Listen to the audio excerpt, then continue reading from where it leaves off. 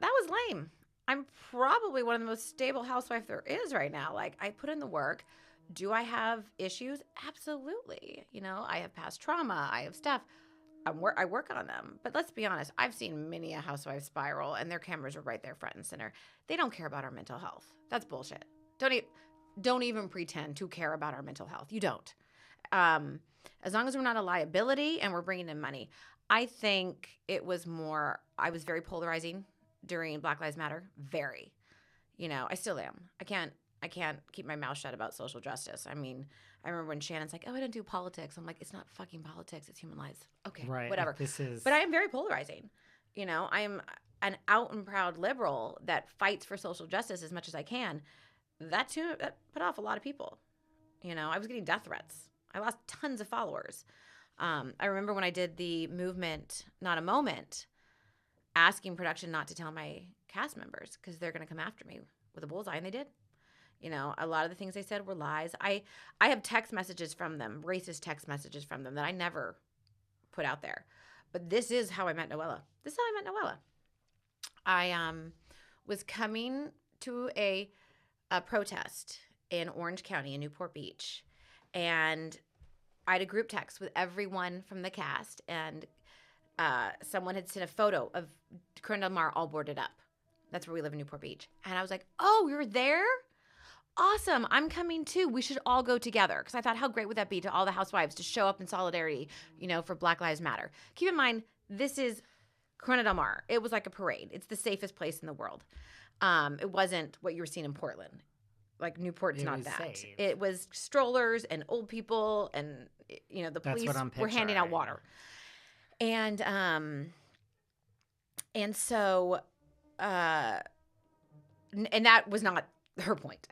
And so it became racist memes. You're a bad mom. You're a terrorist. Now this is what the group chat with the other women I'm filming with is becoming. I'm like, so I call my showrunner. I said, I cannot film with these fucking women. This is probably another reason I was fired. Like, I cannot film with these people. I cannot stand them. They are racist. I cannot do this. And he said, call Noella. She had been in casting in the thing the year before, hadn't got casted. He said, call her. I think you guys are going to get along.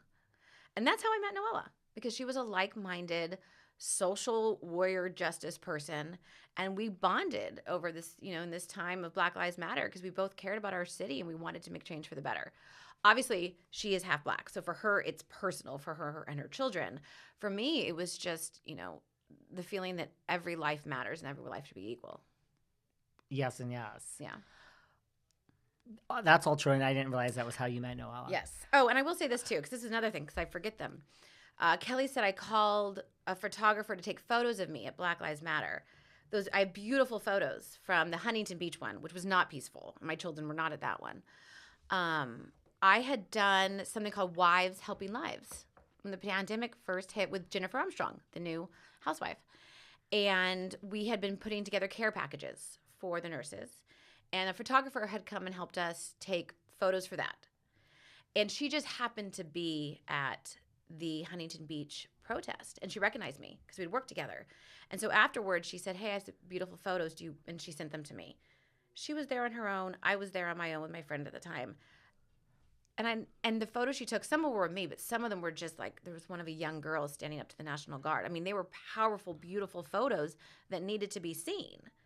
I didn't hire her. I just happened to know her from something else I had done. And for that to have been given legs to, it's not cool. That was given legs, yes. Yeah. Yes and yes.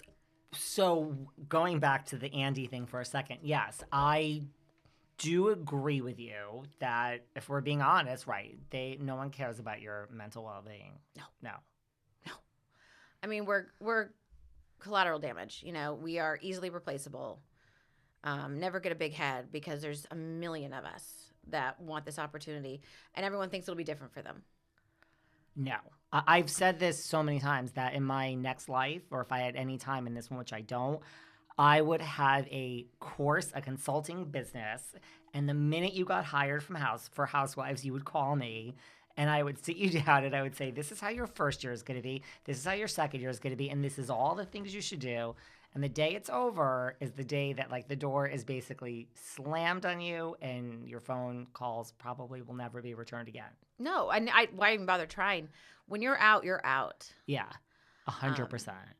And everyone thinks it's going to be different. It's not. Oh, I didn't. I knew, and I was fine with it. Luckily, my passion is sobriety. So for me, it was like, okay, I'm not going to do that, but I still have a platform to do what matters to me, and I've been able to thrive in that. So yeah, I think it's when you try to hold on to that you probably have problems. But like I said, I 12-stepped it.